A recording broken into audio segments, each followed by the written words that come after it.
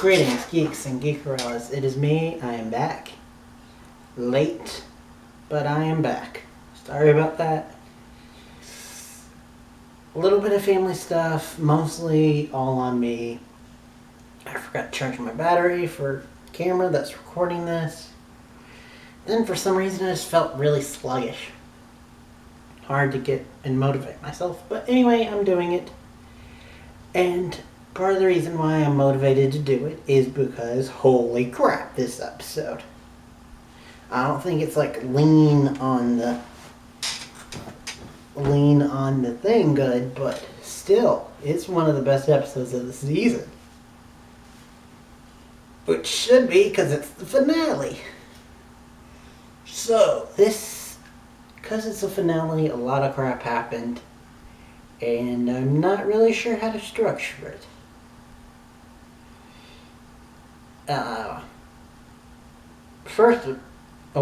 Before I start, spoiler alert, if you haven't seen it, go watch it and come back and tell me what you think. And this is one time where I really suggest that because it was actually that good. So, how do I start this? I guess Mary Poppins? Well, not Mary Poppins, duh. Sound music. Start at the very beginning. A very good place to start. Sorry. So let's start. We pick up where we last left off. All hell's breaking loose. We see earthquakes and all. Everyone is kicking butt. We've got Wynn trying to save the DEO tech stuff. We've got Guardian saving citizens, but taking off his mask, which I'll get to that later, to convince a woman that he's not scary.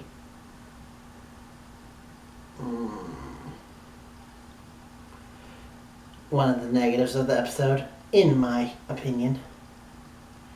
Then we got Kara, Mon-El, and Alora all kicking butt. Then we've got the Legion, who are back for some reason that I'll get into later. And they're helping. And even when we see James helping as Guardian, we see him look at the screen at Catco, and we see that Superman's helping in other cities. I mean, kind of shitty that we went all of the season without having Superman, but at least they got a reference why this is a world epidemic thing, and yet he's not showing up. It's because he's helping out in other places that don't have a buttload of heroes in their city. Especially with Alora and the Legion helping. And so they help out. Meanwhile, John is talking with his father, saying goodbye. 2 times I got a little choked up in this episode. This was one of them. He gives him the first ever Martian memory ever, which is good so that Martian history can live on. And then he shapeshifts into the Earth, killing himself in the process, but saving the planet that his son calls home. And seemingly killing Rain. Seemingly. But anyway, so that's where the intro comes in. And so we can get now more into broad strokes.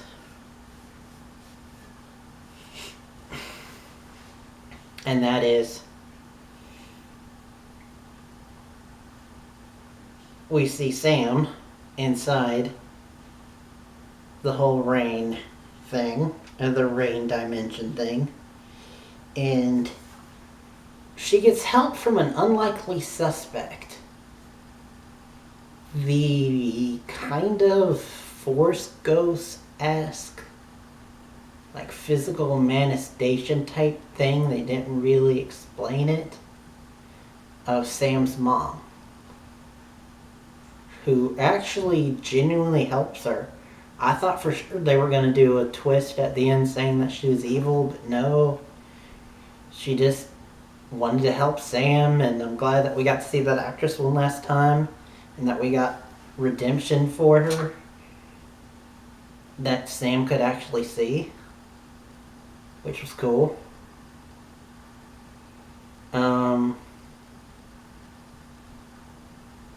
Then we got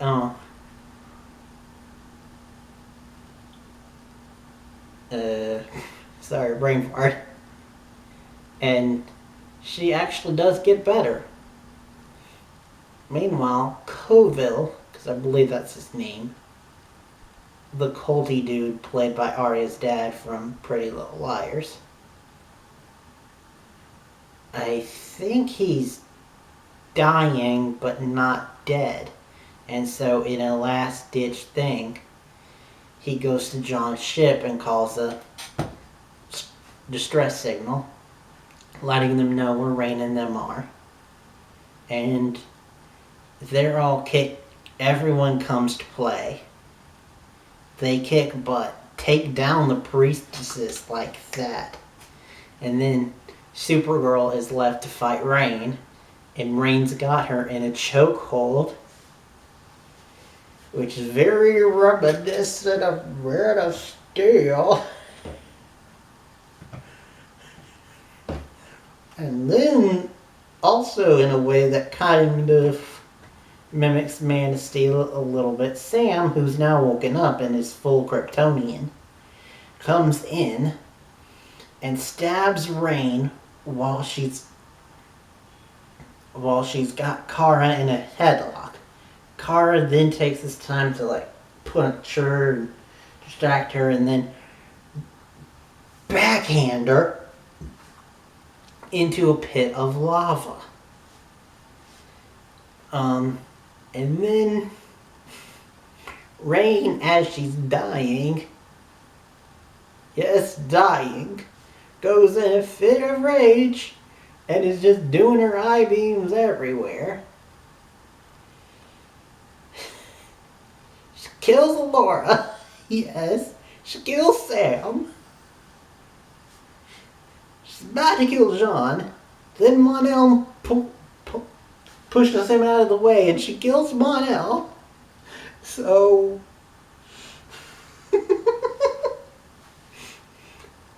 yeah, they died. I kind of had a feeling they would. And that leads our total for the whole 2 episodes, when I felt like there was going to be a lot of death. That leads our total up to, if you include Coville, because I'm pretty sure he is dead now. That was,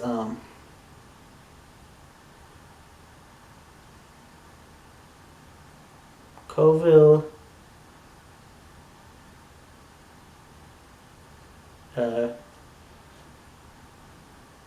Venus, I'm blanking on his name, I'm sorry.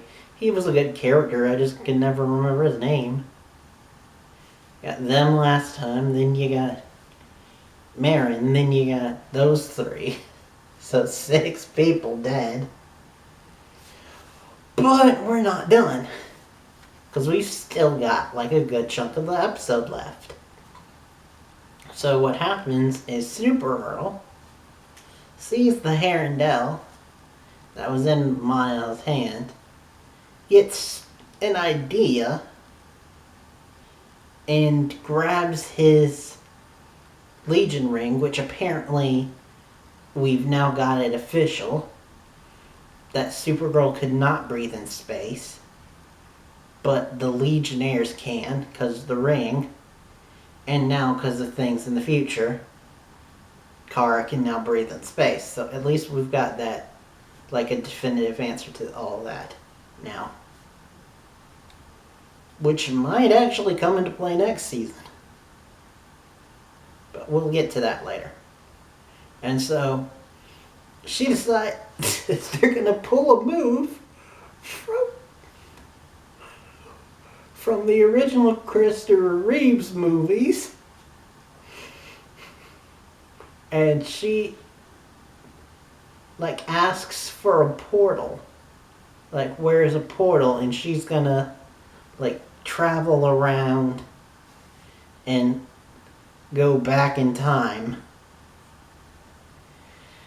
using his Legion ring combined with her Kryptonianness. And they don't like physically show her like physically turning back the earth, but the idea is still there, and they show her like kind of Barry traveling back in time, kind of with images of the episode, and with playing in the background Alex say how much she loves Cara Danvers. And then we get back and she has her in the chokehold again. You're like, what the fuck? So then Sam comes in to stab her. Supergirl says no. Punches Rain. Then flips her around. Grabs the Herondale. Tells Sam to come here. The three of them grab the Herondale. Sorry, Punko Supergirl. And they go to the shadow dimension. And the like shadow dimension thing, and Sam's in a thing that I kind of called, but only on Facebook, so Mr. J of Mr. J's Reviews is the only one that can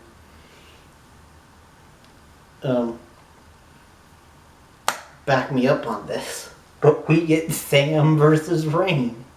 But in a way that I didn't see coming, Sam just beats the shit for her.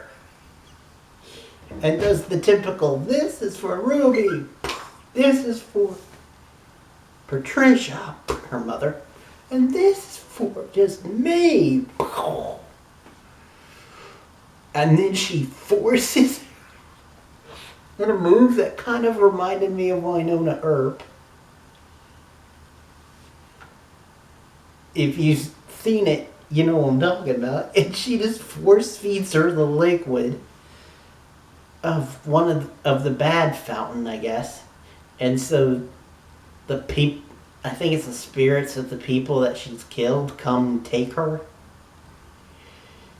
And then the day is saved and no one of those three are killed. Just the first three. And then apparently Sam is completely human. And you're gonna go off and maybe live happily ever after with Ruby. Which is a shame because I was getting to like Ruby and was hoping that her and Alex could be like a permanent thing. I mean, I even at the beginning of this episode thought they were hinting that Lena and Alex were gonna co-raise Ruby together, which I would have so been for. But anyway, so they go off and they're done. And then all the little subplots from the episode that I didn't get to come to a fruition, like the real reason why the Legion came back was because they needed them. Because you see, when they went back, they found out that yes, pestilence and blight are no longer, when they killed pestilence, well, when Julia killed pestilence, because they didn't do shit about that. Way to go, Supergirl, downplaying Julia's sacrifice. But anyway, when she was killed, that meant that the blight never happened. And so their world is saved, but Brainy's distant relative, the real Brainiac, is now exists because he was apparently killed by Blight, and he goes after all AI, which includes Brainy. But the future still needs heroes to like help fight him and everything. And so he goes to Mon-El and says, "You need to come back home. You need to come to the future." And then he goes to Win and says, "You need to take my place as the brains on the Legion because I need to stay here because I won't survive there." So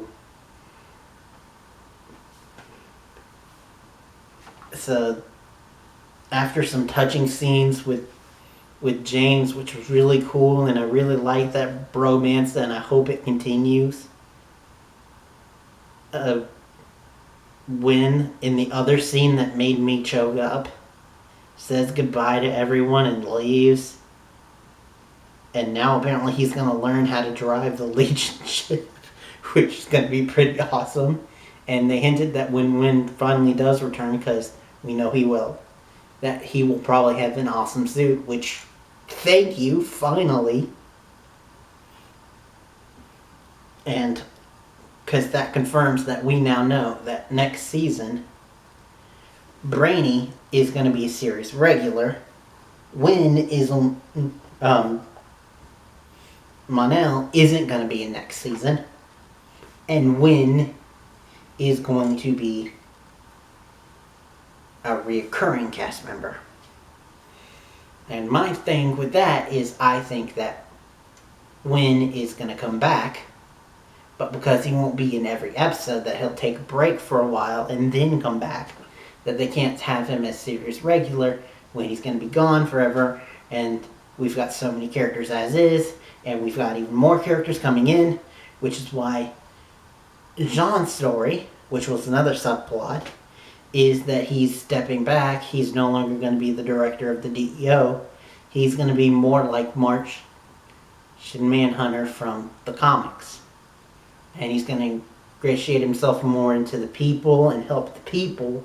And he'll still be around. He'll still be Space Dad. Because he said that he cannot leave his family. So he'll still be around. And as far as I know, they've yet to say that David Haywood is stepping down from series regular, which I hope he doesn't. So he'll still be around, but he won't be the head of the DEO. And instead, feeling another subplot, he offers the job of leader of the director of the DEO to Alex. And because she's now the director, she can still go in the field like she likes to, but she can also stay back some of the time and be in the headquarters, which means that it's less of a risk and more that she can spend time with someone when she finally gets a significant other and or a kid, which I think next season there's at least one or two newbies who sound like they're going to be really good candidates for being Alex's new love interest. One is one that goes against Alex's type. That is a transgender woman who they say is like Cat Grant Jr., which that'll be nice to see. And then the other one is a militaristic woman who sounds more like Alex's type, but could also be a villainous role, especially considering who one of the villains or the villain for next season is going to be. And then we had Mon-El, who tied into the whole Legion thing, and his subplot is that he still kind of has feelings for Kara, and he's still split up with his wife, but he's still going back to save the future. So that's cool. And the fact that Chris Wood is not going to be around makes me think that they are going to go full on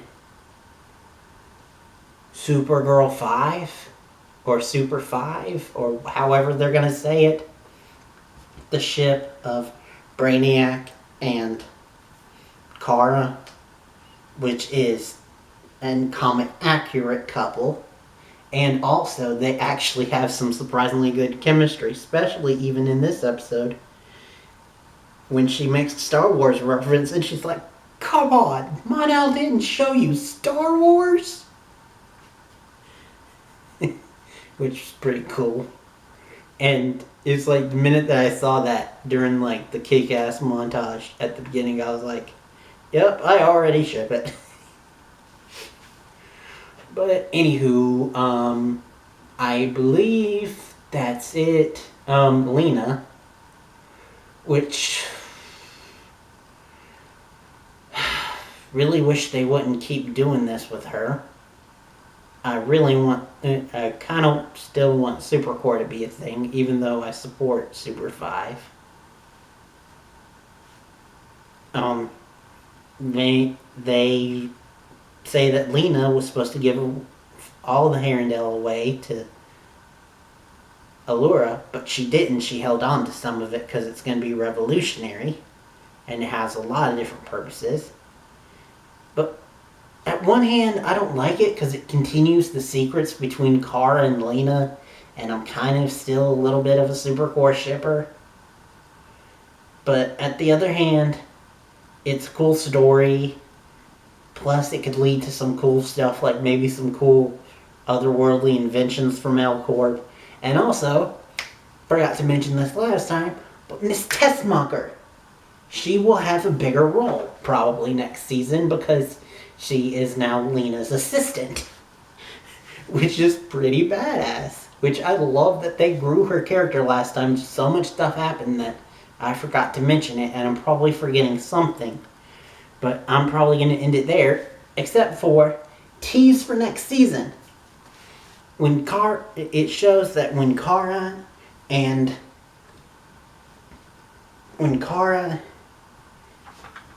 touched the Herondale with Sam and Rain, some energies went off and apparently landed in Serbia. I think that's where they said it was. And we see walking up to this Serbian base someone that looks a lot like Kara. Hope that's our hook for next time. And honestly, I'm a little shocked because it doesn't seem like they're going full on just dark Supergirl. What I think they're gonna do is like mix the story from the comics of Black Kryptonite Supergirl with Red Sun Superman, and they're gonna mix the two, which will be very interesting to see, especially because I wonder if Melissa can do a Russian accent.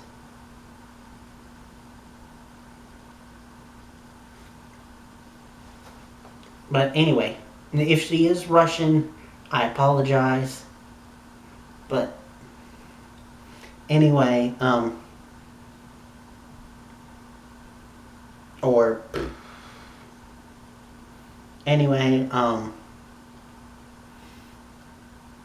that'll be interesting to see next season.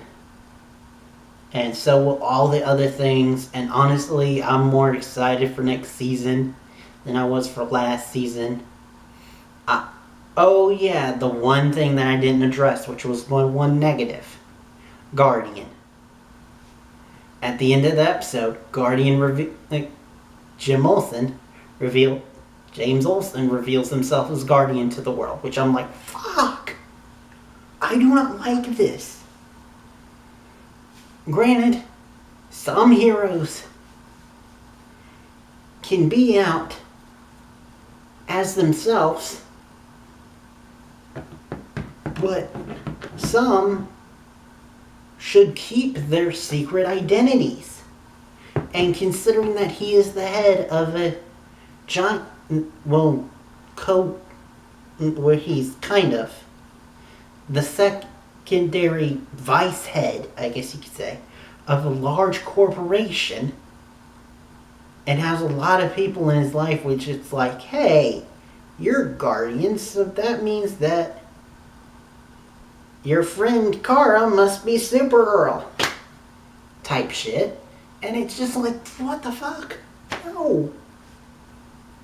I do not like this. Why has this season of the CW... Why has this season of Arrowverse shows been about, like, revealing identities? Arrow ended with Oliver revealing his. Flash... It's a very loose kept secret in Star City, and they almost revealed it at the trial. It's just like, come on, people. Superheroes have secret identities for a reason. Can some of these people keep them? Jeez. But anywho, sorry, that's a conversation for another day. Rant over. Video over, because I will end it there. Hopefully you will join me Wednesday for another episode of Reverie. And then, of course, Thursday, Cloak and Dagger. I know I hinted that this week I'd have answers to what I'm doing on Mondays. What I'm going to be doing now that Supergirl's over. Well, I got Winona Earp coming in July. But for now, I don't know. I've got one show that I think is a maybe, but I have to finish watching it before I can lock it down. And when I do, I'll let you know. But for now, that's it. I've taken up too much of your time. I do a lot of long videos now for some reason. But you guys seem to like it, so... Anyway, that's it for now. See you guys next time. Anyway, till next time. And beyond. Smooth.